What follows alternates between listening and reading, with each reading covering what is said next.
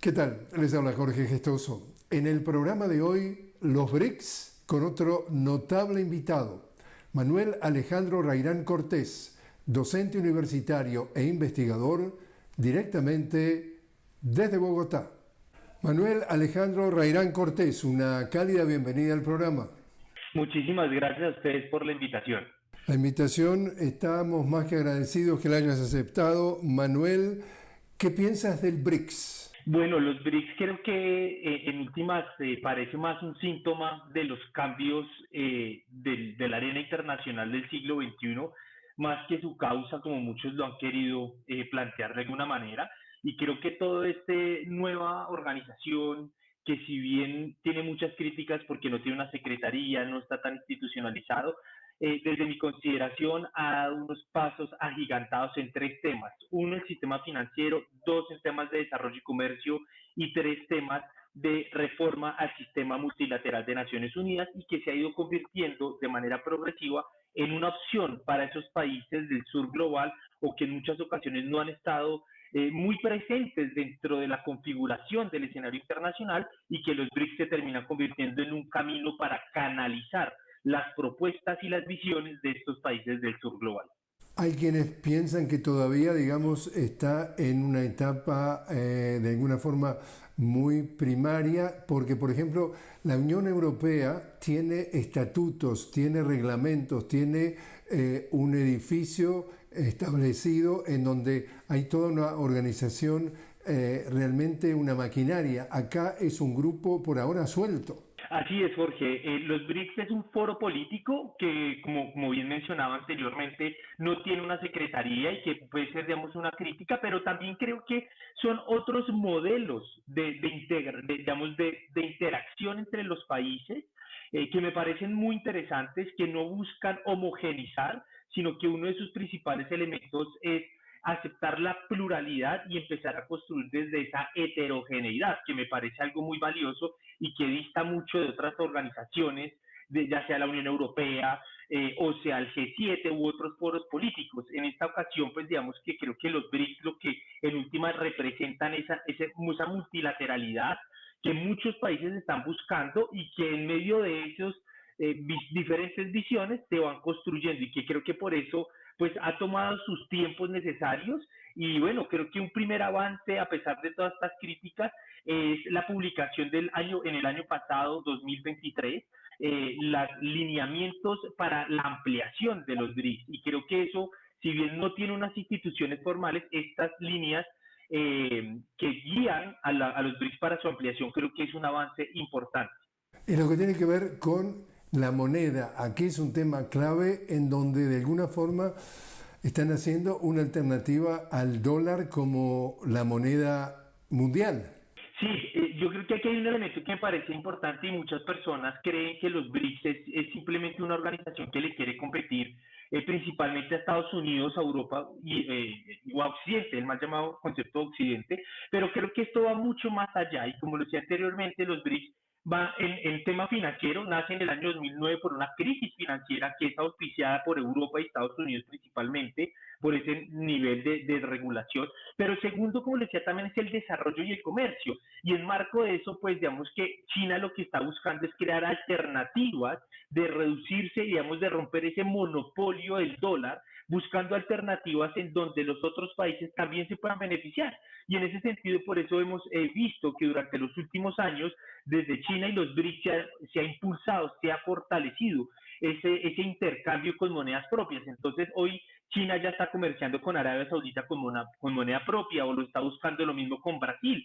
Y en ese sentido, pues lo que busca con esto no es monopolizar, sino por el contrario, lo que busca es que haya un gana-gana en ese crecimiento del desarrollo económico, comercial y financiero entre los países. Entonces creo que por eso es tan atractivo para otros países este tipo de acciones, pero creo que esta medida de comerciar con su propia moneda no apunta a debilitar el dólar como un objetivo principal o único, sino por el contrario, lo que motiva este tipo de acciones es fortalecer las divisas y el comercio y el desarrollo de los países de manera un poco más equitativa. Ese creo que es principalmente el objetivo de comerciar con monedas propias. Que claro, que para Estados Unidos y Europa esto puede convertirse en un efecto, pues, que traer algunas consecuencias negativas y que lo puedan entender como algo en su contra, pues eso es entendible en la medida que ha dominado durante varios años el dólar y que ha gozado de ciertos privilegios, sin dejar de lado que también ser una moneda patrón de cambio, pues tiene unos costos. Bueno, justamente el tema es que por lo menos lo que los países del BRICS pregonan es que acá no estamos hablando de un elemento de rivalidad o un elemento de enemigo, sino que en absoluto busca, digamos, chocar con los países del norte global, sino convivir. Pero tú lo decías muy bien, pero el norte global que durante décadas ha estado rigiendo y dirigiendo los destinos en muchos casos financieros económicos del mundo, ¿no lo está viendo como una amenaza? Sí, sin duda alguna, y es entendible porque son países que han gozado de un cierto privilegio dentro del escenario internacional y no solamente del siglo XX y siglo XXI, sino que no hay que olvidar pues que hoy el mundo que tenemos es el resultado de unos procesos históricos colonizadores que se han llevado a un punto de descolonización, pero que en medio de esa descolonización también les han permitido a esas potencias ser fuertes dentro del escenario internacional. Sin embargo, creo que obviamente esa realidad durante el siglo XXI no es la misma realidad del siglo XX o el siglo XIX o el siglo XVIII. Digamos que unos datos como para dimensionarle y ofrecerles algo de perspectiva a los televidentes, pues es que actualmente los BRICS representan aproximadamente el 40% de la población. Países como Brasil, Rusia, India, China, Sudáfrica y otros 5 países que ingresaron a partir del año pasado, pues eran países que antes en estas épocas su incidencia en el escenario internacional era un poco más reducido. Entonces, ese peso demográfico hoy busca tener una mayor acogida y tener una mayor voz. Pero, Jorge, te quiero dar otros datos que me parecen también relevantes en ese sentido. Mientras que la participación de los países de los BRICS en 2001 en el PIB representaba solo el 8%, a 2023 ya representa el 26% del PIB del mundo. Pero además, si lo comparamos con otros foros políticos, por ejemplo, el G7 en el mismo periodo cayó de un 65% a un 43%.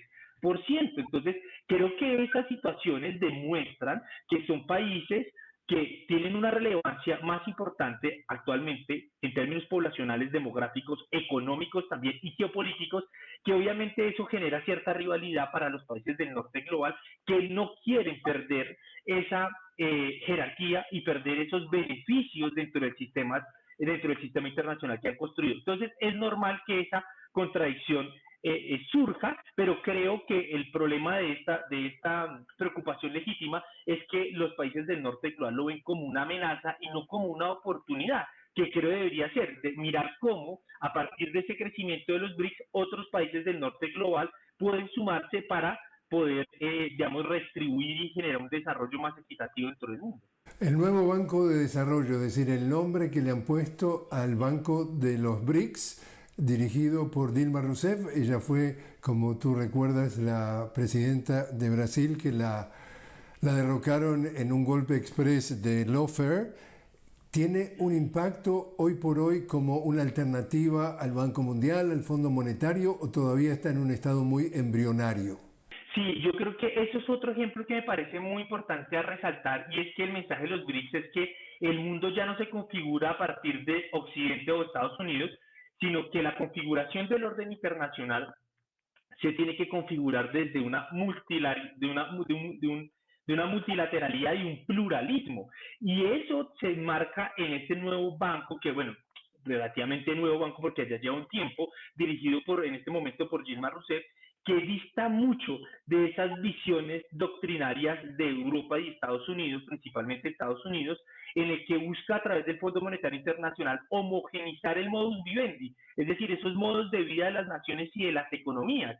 Y creo que este nuevo planteamiento del Banco de los BRICS, pues lo que busca es, por el contrario, aceptar que todas las economías no arrancan desde un mismo punto, que no tienen las mismas ventajas competitivas y que por el contrario no busca homogenizarla, sino explotar esos beneficios y esas oportunidades que tienen las naciones. Y sin duda alguna, creo que el banco de los BRICS tiene una visión mucho más amplia y me trataría de decir democrática, porque en últimas no busca igualar, sino entender las dinámicas económicas de cada nación, tratarlas de impulsarlas y articularlas con otros países que pueden tener condiciones económicas similares y que pueden trabajar de manera mancomunada. Manuel Alejandro, te invito a hacer una pequeña pausa. Estamos hablando con Manuel Alejandro Rairán Cortés sobre el BRICS y la economía mundial. Manuel Alejandro es docente universitario e investigador. Enseguida regresamos.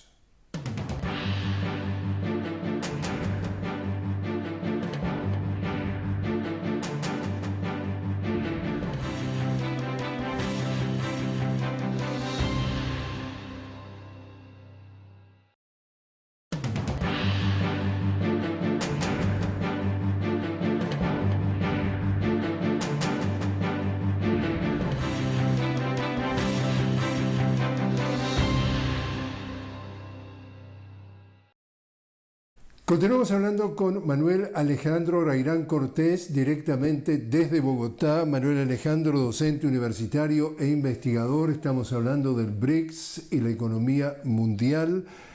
Estamos prácticamente en la puerta de una nueva cumbre de los BRICS el mes próximo de octubre en Rusia. ¿Qué puede esperarse? Porque, por ejemplo, el presidente de Venezuela, estamos hablando de Nicolás Maduro, ha sido invitado a la reunión. ¿Piensas que puede representar que es el anuncio que se podría integrar Venezuela?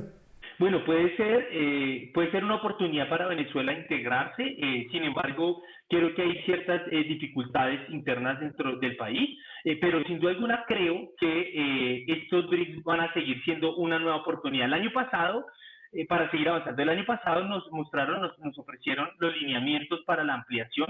En este momento, pues digamos, los BRICS ha cerrado hasta el momento una nueva oportunidad para ingresar a nuevas naciones. Pero creo que lo que sí buscan en esta nueva conferencia es la consolidación de esos nuevos que ingresaron. Egipto, Etiopía, Irán, Arabia Saudita, que ingresaron y que ya empezaron a tener una agenda propia y que en medio de este desarrollo de este año pues ha tenido nuevos elementos, principalmente liderado por China, y que me gustaría resaltar dentro de ese ejercicio geopolítico, y el primero de ellos, y no menos importante, Abbas, el presidente de la autoridad palestina, mencionó que también iba a haber una posible oportunidad de reunirse con los países BRICS y el tema de Palestina, y que creo que para darle y acobijar y abrazar esta situación, para darle una solución y garantizarle el derecho mínimo de la población palestina, que es la vida. Y esto me parece importante porque esto viene después de la declaración de Beijing, en donde hubo 14 facciones políticas de los palestinos en donde se reunieron allí en Beijing y se firmó esta declaración para poder trabajar de manera mancomunada y que se abre la oportunidad con los BRICS. Entonces creo que esta conferencia de este año de los BRICS es importante porque va a llegar a apuntarles a consolidar los nuevos países que ingresaron y abrir una agenda política que esté en unas situaciones mucho más complicadas como lo que actualmente Palestina y Gaza. Argentina, en esa conferencia que tuve oportunidad de estar en Johannesburgo, en Sudáfrica, fue invitada, uno de los 5 países que fue invitada. En realidad debería haber entrado el 1 de enero de este año y con la presidencia de Javier Milei rechazó su ingreso. ¿Tu reacción a ese rechazo? Pues es de esperarse. Creo que Javier Milei, presidente de Argentina, es un mandatario que desde su campaña y antes, cuando era comentarista, él mencionaba que no quería hacer alianzas con los comunistas. Es una persona muy cercana a Estados Unidos y lastimosamente Javier Milei cree que, por ejemplo, China sigue siendo un modelo económico comunista y que los BRICS son de la izquierda. Creo que todavía tiene una visión un poco limitada en relación con lo que realmente hacen los BRICS en el mundo, y que esta decisión de Javier Milei era de esperarse en la medida que pues el mandatario argentino ha querido realinearse con los intereses de Washington y principalmente con todas estas compañías de tecnología estadounidenses como es Elon Musk, y pues digamos que era esperarse que no le haga una apuesta y ni tampoco entiende la importancia de los BRICS en esta nueva reconfiguración del mundo, sino por el contrario quiere mantener estas visiones,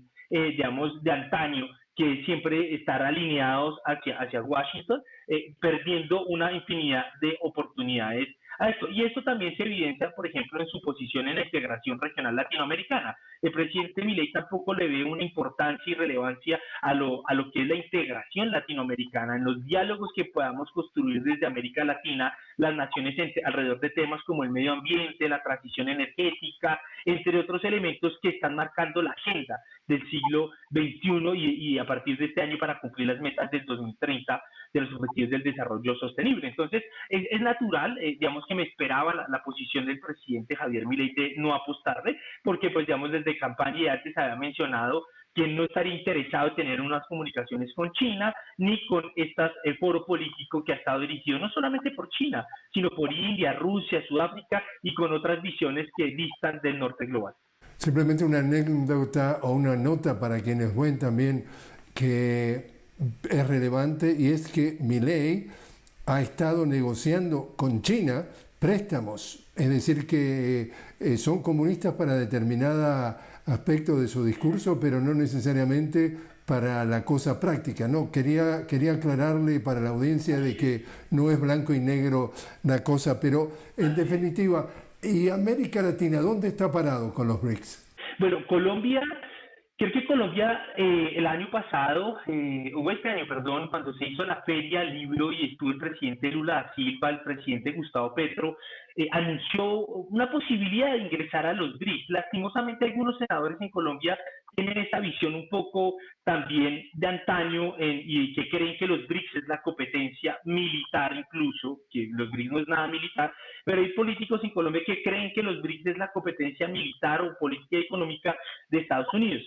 Sin embargo, creo que el anuncio por parte del mandatario Gustavo Petro no ha pasado a otro nivel, que es solicitar de manera formal una carta para ingresar a los BRICS. Sin embargo, creo que dentro de la Cancillería y digamos que en medio del nuevo enfoque de Colombia para ver a África y a Asia desde otra perspectiva, puede llevar a abrir caminos tal vez en la incorporación de Colombia en el banco de los BRICS como una primera medida o como un primer acercamiento. Entonces, creo que existe la voluntad, creo que hay unos actores políticos dentro del escenario colombiano que aún quieren debatirlo, mirarlo desde otra perspectiva, pero el presidente sin duda alguna ya lo puso sobre la mesa. Toca esperar si se desarrolla esta oportunidad en estos 2 últimos años de mandato que le quedan al presidente Gustavo Petro, pero creo que sería algo muy positivo también para Colombia, en la medida que podría diversificar sus relaciones que han sido históricamente inclinadas hacia Estados Unidos, porque en Colombia se han tenido solamente dos doctrinas en política exterior. La primera que se llama el Respicenpolum, que significa mirar hacia la estrella, que es Estados Unidos, y en los años 60 que se desarrolla la otra doctrina que es Respicencilia, que es mirar hacia los iguales. Sin embargo, hasta en este gobierno es que empezamos nuevamente a retomar bueno, lo empezó Juan Manuel Santos un poco tímido, pero el presidente Gustavo Petro pues ha querido profundizarlo con estas visitas de la vicepresidenta a diferentes países en África. En el caso de Brasil hay consenso de que activamente el presidente Lula intervino o usó sus influencias para tratar de impulsar a Argentina ingresarse al BRICS. En ese momento, recuerdas que Argentina tenía un gobierno progresista y todavía no había llegado el ultraderechista Milei al poder. ¿Crees que de alguna forma el caso de Lula puede jugar algún papel en empujar, en impulsar, en promover otros países de la región para su ingreso? Sí, de acuerdo. Y yo me tomaría el atrevimiento a decir que ese país podría ser Colombia, en la medida que Lula y Gustavo Petro pues también están trabajando de manera conjunta para la situación actual en Venezuela.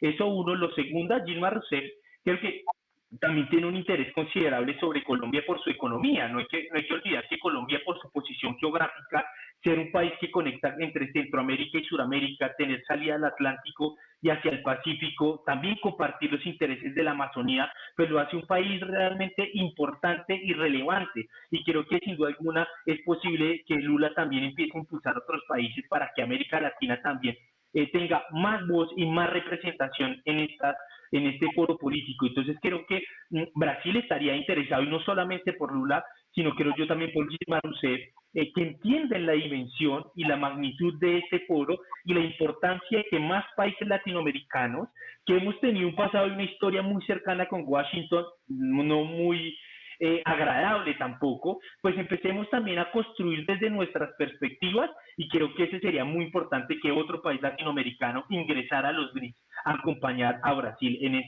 esta tarea de reformular un sistema internacional un poco más equitativo, democrático y plural.